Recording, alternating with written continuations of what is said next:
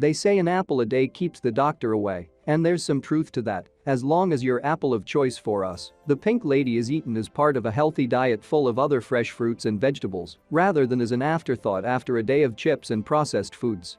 But what if there was something else you could do, something that is simple for most of us, free, doesn't require any special equipment, is enjoyable and can be done alone or in a group, and did we mention it's free? What if this incredible thing promised to keep us healthy, both physically and emotionally, and even to help us live longer lives? We'd buy it all, bottle it, and become millionaires, wouldn't we? The Humble Health Walk, it turns out, is one of the best things we can do for our health, and we only need to devote about half an hour to it each day. So in this video we'll show you the top 10 advantages of going for a daily walk.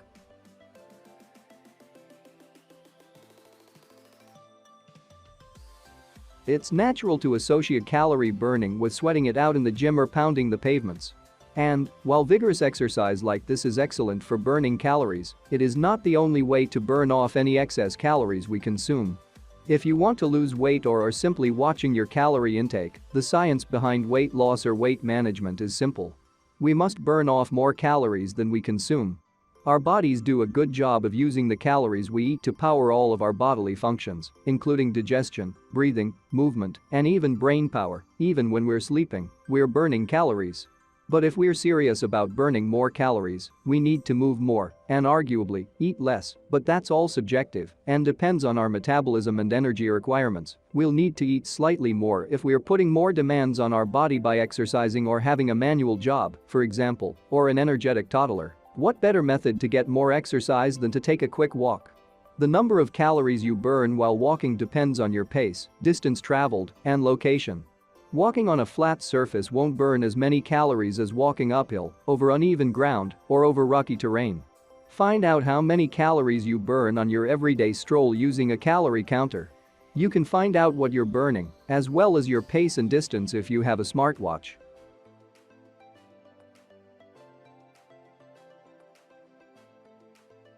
A brisk daily walk of 30 minutes will not only burn calories and fat, but will also keep your heart healthy. This is because aerobic activity of any kind increases circulation by causing the heart to beat more quickly, which results in reduced blood pressure. A risk factor for heart disease, high blood pressure is bad for the heart. In fact, studies show that going for brisk 30-minute walks 5 or more times per week can cut a person's risk of coronary heart disease by about 19%.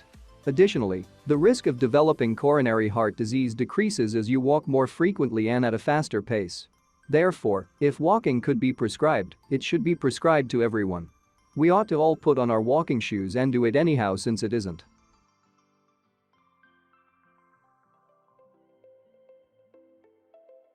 Since you should walk with your abdominal muscles pulled in for a tighter core, your head held in a neutral position, your shoulders relaxed and down, and your arms bent at the elbows to propel you along, instead of swinging by your sides, walking actually involves the entire body.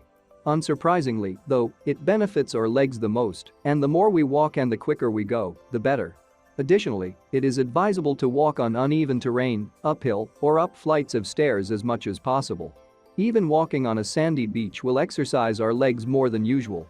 However, if you're a little unsteady on your feet, be careful not to overdo things. If you are, it's still advisable to stick to flat surfaces and a pace you're comfortable with. Try warming up with some squats and lunges before each walk, or use a cross trainer or stepper at the gym, or your home gym, or run up and down your own stairs if your neighbor doesn't mind. To tone your legs even more.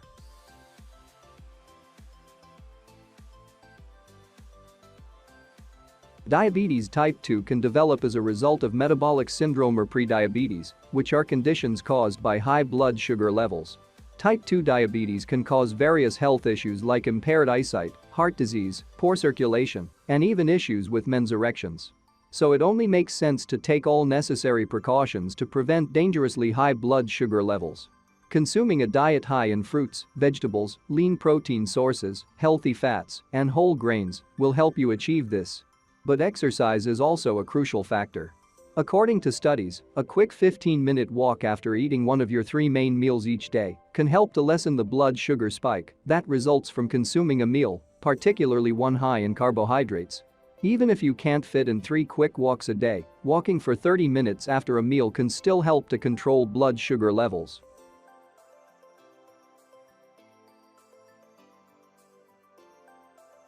Exercise may not be high on your priorities list if you experience joint pain. And, let's face it, why wouldn't you? Why engage in exercise if it would only make you feel stiffer and more uncomfortable if you already feel achy or uncomfortable? What if, however, we told you that walking actually reduces joint discomfort and other aches and pains? The muscles that support your lower body, from your feet and ankle joints all the way up to your hips, can be strengthened by walking at your own pace. Stronger ligaments and tendons, which hold our joints and bones together, are supported by stronger muscles, which relieve pressure on painful, aching joints. Just a quick note to say that you should consult your GP or another medical specialist before beginning any new exercise to make sure you're doing the best thing for your body if you have a medical condition that causes chronic pain.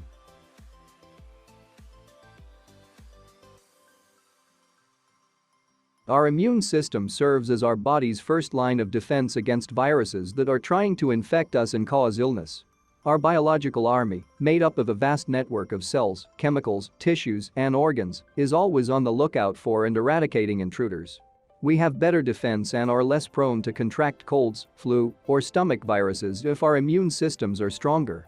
According to studies, those who walk for at least 30 minutes each day at a moderate pace had a nearly 50% lower risk of getting upper respiratory tract infections. If these people did contract cold and flu viruses, their symptoms were milder and subsided faster than those who led sedentary lifestyles. How about that as a benefit of daily walking? Who wants the flu or a nasty cold anyway?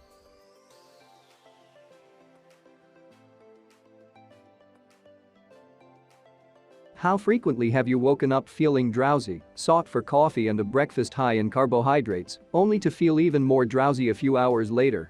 When the body breaks down carbohydrates during digestion, it transforms them into their component parts, sugars, which is great for raising energy levels, but only temporarily. Then, when we get to the coffee break at 11 a.m., we realize that we need more sugar. Later, when we struggle with the 3 o'clock slump and find that a chocolate bar perks us up, we're so worn out from this up and down energy cycle that we grab the closest takeout menu or ready meal for dinner before collapsing into bed, only to do it all over again the following day. But what if we could stop the cycle by doing something as easy as walking? We feel more energized after brisk walking because it gets the heart pounding and increases the speed at which oxygen-rich blood is circulated throughout the body. Cortisol and adrenaline levels, which are energizing hormones, are also helped to rise. Regular walking will help your body feel more energized throughout the day, which will make you feel less lethargic and less inclined to make up for it by eating sugary, energizing snacks.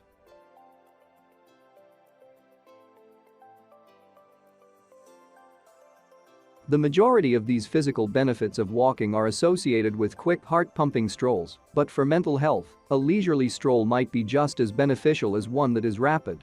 Even though we have lived or worked in the region for years, walking deliberately helps us to be aware of our surroundings, and we could see things that we have never seen before.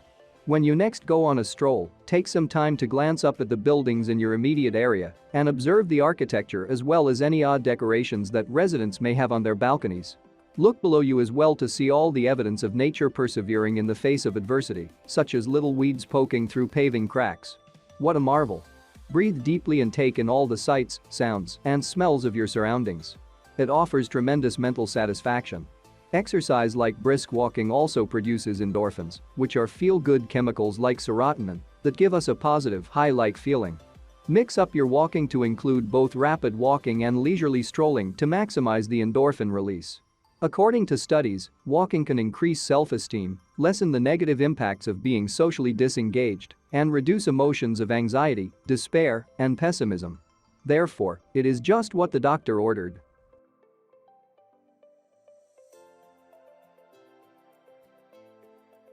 Who among you suffers with creativity occasionally or frequently?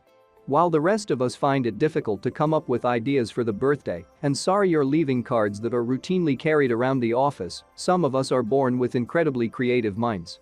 Nothing puts us under more pressure than having an accountant watch us while we try to come up with a clever line to say. But if you start going for daily walks, everything might change.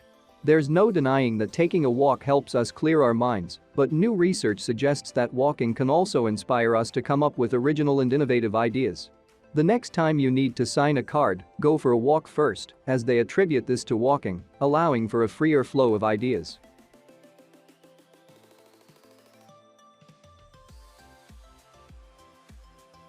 Who doesn't enjoy taking a stroll to walk off a substantial roast dinner?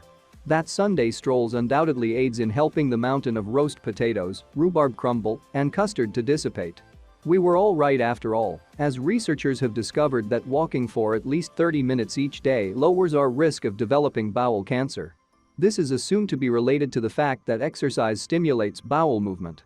A sluggish gut frequently results in constipation because food moves slowly through it. Exercise causes the release of hormones like adrenaline, which helps move food through the bowels more quickly, making our bowels less slow and making us more regular. This implies that waste and toxins cannot build up in the bowel, where doing so has been associated with an increased risk of bowel cancer. Thanks for watching. Don't forget to subscribe and like to get more health advice and information.